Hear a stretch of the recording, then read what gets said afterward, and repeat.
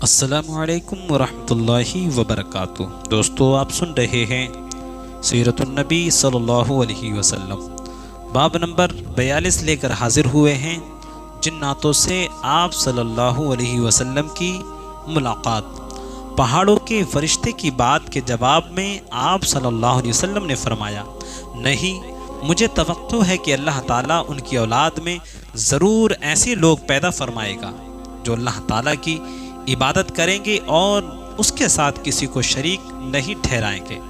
اس پر پہاڑوں کے فرشتے نے جواب دیا، اللہ تعالیٰ جیسا آپ صلی اللہ علیہ وسلم کو نام دیا ہے، آپ حقیقت میں رؤوف الرحیم ہیں، یعنی بہت معاف کرنے والے اور بہت رحم کرنے والے ہیں۔ طائف کے اسی سفر سے واپسی پر 9 جنوں کا آپ صلی اللہ علیہ وسلم کے پاس سے گزر ہوا۔ وہ نصیبین کے رہنے والے تھے، یہ شام کے ایک شہر کا نام ہے۔ آپ اس وقت نماز پڑھ رہے تھے، جنات نے آپ کی قرات کی آواز سنی تو اسی وقت مسلمان ہو گئے۔ پہلے وہ یہودی تھے۔ طائف سے واپسی پر آپ مکہ میں داخل ہوئے تو حرم میں آئے اور بیت اللہ کا طواف فرمایا، اس کے بعد گھر تشریف لے گئے۔ ادھر 9 جن جب اپنی قوم میں گئے تو انہوں نے باقی جنوں کو آپ کے بارے میں بتایا، چنانچہ وہ سب کے سب مکہ پہنچے۔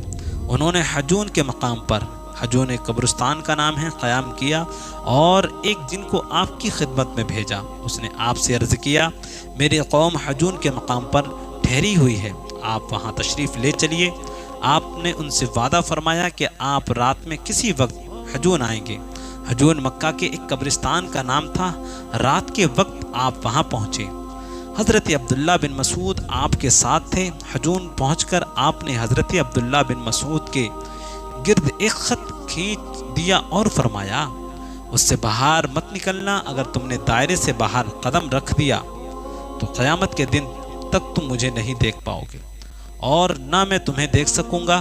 ایک روایت کے مطابق آپ نے ان سے یہ فرمایا، میرے آنے تک تم اسی جگہ رہو، تمہیں کسی چیز سے ڈر نہیں لگے گا، نہ کسی چیز کو دیکھ کر ہول محسوس ہوگا۔ اس کے بعد آپ کچھ فاصلے پر جا کر بیٹھ گئے۔ اچانک آپ کے پاس بالکل سیاہ فام لوگ آئے، یہ کافی تعداد میں تھے اور آپ پر ہجوم کر کے ٹوٹ پڑ رہے تھے، یعنی بھیڑ لگی ہوئی قرآن پاک سننے کی خواہش میں ایک دوسرے پر گر رہے تھے۔